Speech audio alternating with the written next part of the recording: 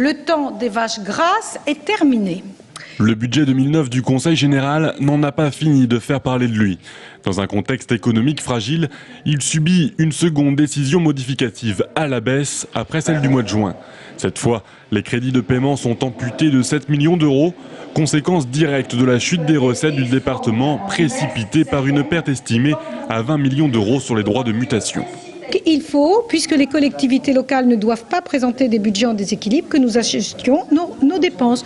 Donc, moins de dépenses, moins de recettes, pardon, moins de dépenses. Voilà, c'est tout simple. Mais l'opposition reproche à la majorité de gauche d'amputer les investissements et la solidarité entre les territoires sans toucher aux frais de fonctionnement, notamment sur les emplois créés.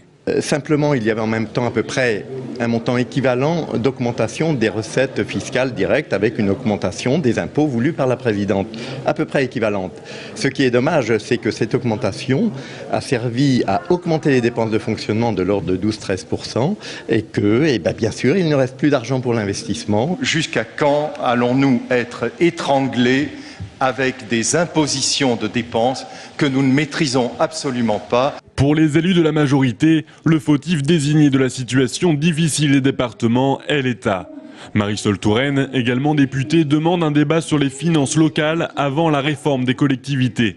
Car avec moins de revenus dus à la baisse des droits de mutation ou la future suppression de la taxe professionnelle, le Conseil général doit toujours assurer ses dépenses obligatoires.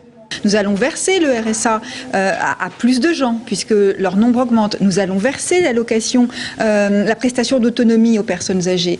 Nous allons prendre en charge un certain nombre d'enfants en difficulté. Mais les politiques d'accompagnement, de soutien, de suivi, elles risquent de souffrir. Avec des emprunts à la hausse, un autofinancement à la baisse et un plan de désendettement repoussé à 8 années contre 3,5 il y a 2 ans, la future orientation budgétaire qui sera débattue début décembre promet de vifs échanges autour d'un budget 2010 qui pourrait faire l'objet de choix drastiques.